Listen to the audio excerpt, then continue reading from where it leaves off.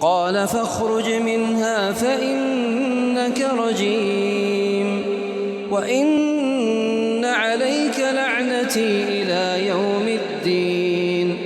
قال رب فأنظرني إلى يوم يبعثون. قال فإنك من المنظرين إلى يوم الوقت المعلوم.